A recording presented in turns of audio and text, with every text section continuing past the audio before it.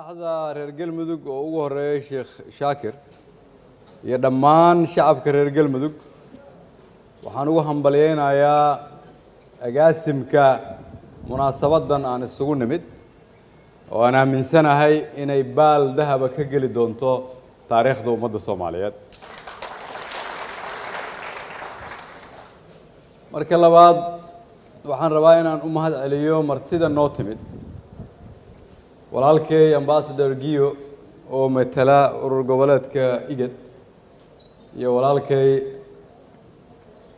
ambassador Madera oo noogu yimid iyaguna halkan inay noo muujiyaan inay dadka Soomaaliyeed garab taagan yihiin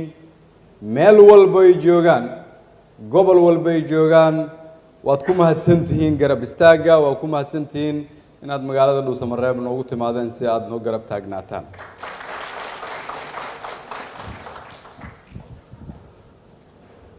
halkan maanta fariinta ka muuqata oo la soo gaabiyay waxay tahay inay dadka Soomaaliyeed ku tallaabsadeen rajo iyo horumar khawaarijtana hoogooda laga cilaamiyay galabta halkan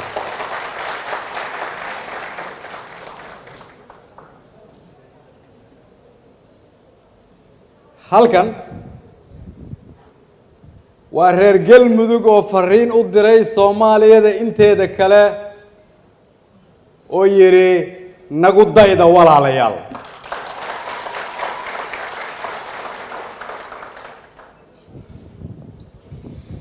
maanta halkan waxaa ka muuqda magaalada Dhuusamareeb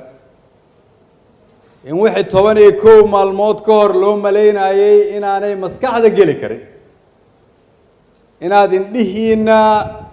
kuwa halkan jooga iyo kuwa dunida naga fiirsanayaba aad ku daawanaysaan in askartii magaaladan iyo gobolkan soo difaacday oo ahlusunna wal jamaa xabad xabad loo diiwaan gelinayo loo qarameynayo si ay u noqdaan xubno ka tirsan ciidanka xoogga dalka Soomaaliyeed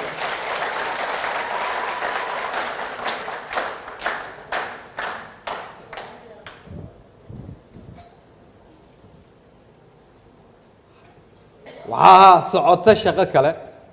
oo meelaan halkan ka fogeyn ka socota oo iyagana isla ciidankii ahlu sunna qaar ka mid ah loo diiwaan gelinayo inay ka mid noqdaan ciidanka booliska Soomaaliyeed waxaa sidoo kale socon doonta maalmaha soo socda shaqo intaa la mid ah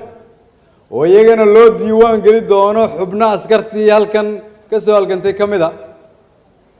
ciidanka nabad sugidda Soomaaliyeed iyo ciidanka asluubta Soomaaliyeed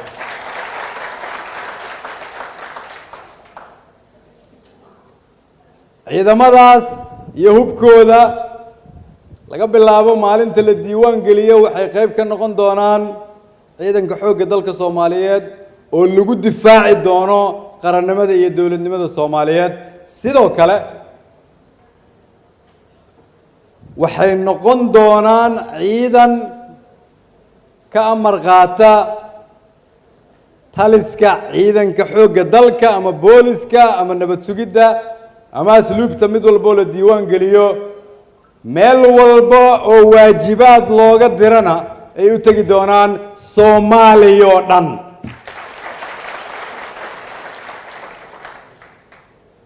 ciidanka halkan lagu diiwaan gelinayo marka iyo hubkaas la isugu agaasimayo in lagu xoreeyo waddanka laguna dabar gooyo khawaarijta waxaan rabaa halkan inaan fariin uga diro shacabka reer galmudug dhammaan meel walba ay joogaan gaar ahaan kuwa Cadaado jooga iyo kuwa Gaalkacyo jooga kuwa Xeraale jooga iyo kuwa Huursho jooga kuwa Caabudwaaq jooga iyo kuwa Balanballe jooga qof walba idin ka mid ah hub iyo wiilal haysta oo fahamtay dawladnimadu inay tahay mid halkan ka socota waa la idiin soo dirayaa ciidamada xoogga dalka Soomaaliyeed iyo kuwa military booliska iyo kuwa asluubta iyo kuwa nabad sugidda soo diyaari hubka iyo wiilasha waa lagu diiwaan gelinayaa waa lagu qarameynayaa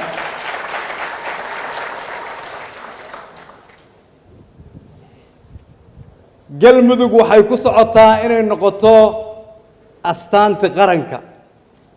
astaan dawladnimo cad reer galmudug waxay fahmeen in qof walba ay qora meel ku haysato in qof walba ay hub meel ku haysato inay ka wanaagsan tahay hubka dawladda inay hayso in qof walba ay iska difaacdo qof kale oo ay qoray meel la taagnaato in qof walba ay fahamto amnigaadu inuu ku jiro inaad qor haysato reer galmudug way bedeleen waxay u fahmeen in hubka iyo qoryaha iyo ciidanka la isugu geeyo hal meel oo la yiraahdo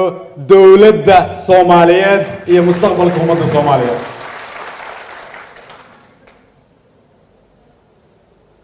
askari walba oo halkan lagu diiwaan geliyay maanta wuxuu yeelan doonaa waajib cusub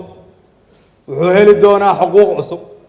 mushaarkiisa cid looguma soo dhiibi doono bangigiisa halkan suulka farta loo saaraa loogu soo shubi doonaa taliyayaasha halkan jooga waxay qayb ka noqon doonaan taliyayaasha ciidanka xoogga dalka Soomaaliyeed meel walba oo mas'uuliyad iyo waajib loogu diro ayay iyaguna tagi doonaan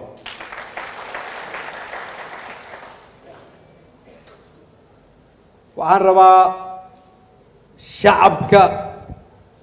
siyaasiyiinta mas'uuliyiinta ganacsatada reer galmudug inaan maanta ugu yeero fikirkan haddii 11 maalmood aan ku gaarnay in madaxweynihii dowlad goboleedka galmudug iyo madaxda ahlu sunna madaxweyne xaaf iyo madaxda ahlu sunna oo Sheekh Shaakir ugu horeeyo ay aqbaleen in dadka reer galmudug ay doortaan qofka iyagu ay rabaan inuu madax u noqdo haddii 11 maalmood aan ku gaarnay inaan intaasoo qof isu keenno haddii 11 maalmood aan isu keennay ciidan iyo shacab haddii 11 maalmood aan ku gaarnay in halkan lagu diiwaan gelinayo ciidanka ahlu sunna oo qaramaysan tayaysan oo toosan qof walba oo reer galmuduga waxaan rabaa inaad isweydiiso haddii 11 maalmood aan intaas ku soo gaarnay sanad iyo 2 iyo 3 xagee baan ku gaari karnaa haddii aad siyaasi tahay u danay dadka Soomaaliyeed oo walaalaha oo galmudug jooga haddii aad ganacsato tahay u danay danta guud waa inaad ka hormarisaa danta gaar waxaan u mahad celinayaa wiilasha iyo gabdhaha aan ku arkay Dhuusamareeb ama Guriceel ama Huurshe ama Xaraale ama Caabudwaaq ama kuwa noo soo qoray Facebook-yada oo reer galmudug oo meel walba jooga oo maanta rajo arka waxaan idin leeyahay dawladdiinu way idin garab taagan tahay ma daalayno ma niyad jabayno gadaal aadi mayno ma cabsanayno inta aan guusha idin kula hubsanayno goolka wassalaamu calaykum waraxmatullaahi wabarakaatuh